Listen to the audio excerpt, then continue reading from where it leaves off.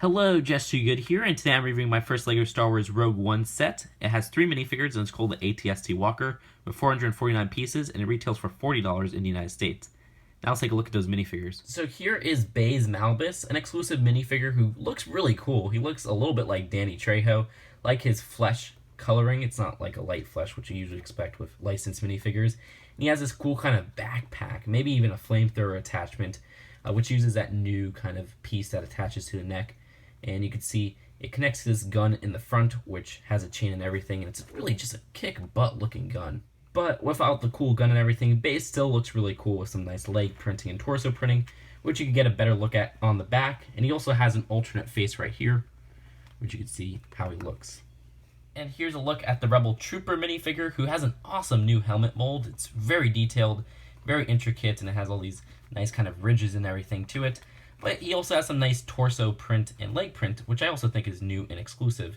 His face print was introduced, I think, earlier this year, and his gun right here is kind of honestly, it's not really that good looking, because they just put a Technic pin at the end of a little pistol. Maybe pistol wasn't a good word for that last weapon on the Rebel Trooper, but it's probably a good word for this little blaster right here on the ATST Trooper. This ATST driver actually has a nice helmet print where he has those sunglasses on the top of the helmet, which usually when we get ATST drivers, they have sunglasses over their face print. So that's actually kind of a cool detailing they did there.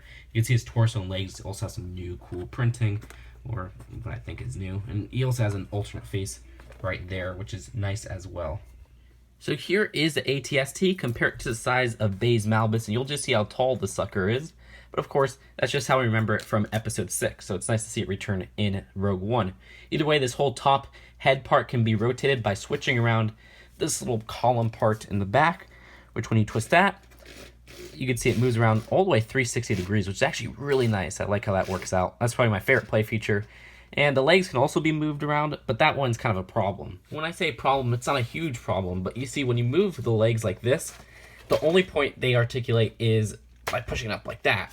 And because of that, you can see that there's no way to stand up the legs when you move one of them outside the straight position so that both of them match up, which is kind of disappointing. I wish there was a way to make them stand up, even with this little part down here, which I thought maybe if you position it in different parts, it can make it stand, but no, it just keeps wobbling over. So really, if you want to make it stand up, only use it like this, and you could just use that moving leg feature for maybe when you're moving it around to make it look like it's walking up and down, but other than that, it can't stand in any other position. And don't be confused, because this part right here isn't another point of articulation. Either way, on the back, you can see that's the little lever that we would use to move this around, but there's also these stickered parts, which are right there and right there, so there's 4 stickers on the back altogether. And moving on to the front kind of canopy, you can see that there's these blasters on the side, which could actually be moved up and down. Those don't shoot anything, but they're just really for design, just like these blasters on the front and these on this side right here. And on the back, they actually have a cool little part to shoot those red missiles right there, which all you do is push on that, and it shoots them pretty far, and it's kind of hidden, so I like that as well.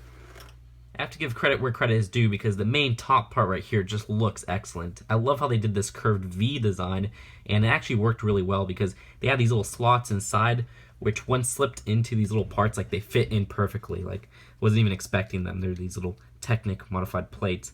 Either way, you can see there's a little 1x1 printed element right there, which I've seen across various Star Wars sets. And there is, of course, a seat to fit the ATST driver and a printed little control panel. It's actually quite roomy in there, which I do appreciate. And how you could remove the top is just like how I did right now, where you just move this whole top part, or you could do what I'm doing to display the little ATST driver, and they give you this little hatchet all the way at the top, which you could just kind of make him pop out like that, and it actually looks kind of cool that way, honestly. There's these little handlebars so that he could hold on, and he doesn't just have to kind of float there.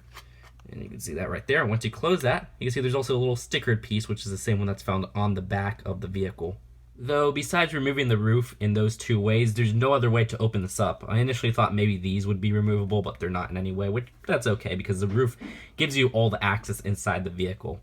Now, one part that is kind of a problem that I was noticing when I played around with it a little bit is when you do this a lot, what happens is this part right here in the middle kind of detaches, and you can see it slowly happening right here. That kind of becomes a problem because then you have it separated and it gets a little bit wobbly and it could actually break. So you got to readjust it every few times. I wish it would have just made that a little bit more sturdy and contained, but it's not a major problem that like will break the whole vehicle.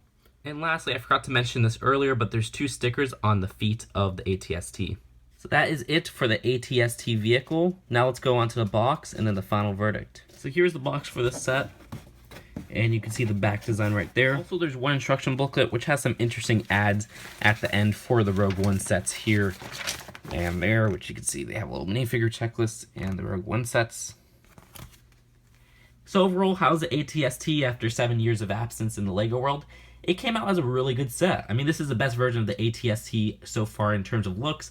Now, there are little stability issues. For example, you can't make it stable in any other position other than these 2 legs being straight like this, which for a vehicle that has articulation on the legs, I usually expect them to at least make it so that you could position it in different ways with maybe one leg a little bit back. But it seems like there's no way to do that with making it stand up, which honestly is kind of disappointing because even the box shows it in a way that one of the legs is kind of moved back a little bit.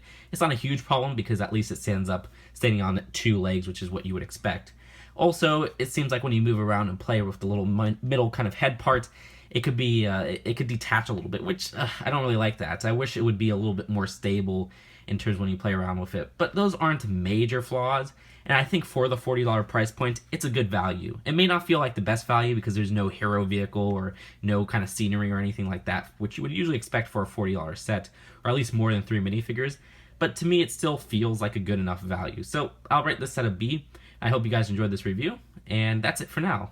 Hopefully I'll be able to do more reviews, and if you're going to ask where I got this from a seller that I usually buy sets early from. And that's it for now, and I'll see you guys later. Bye.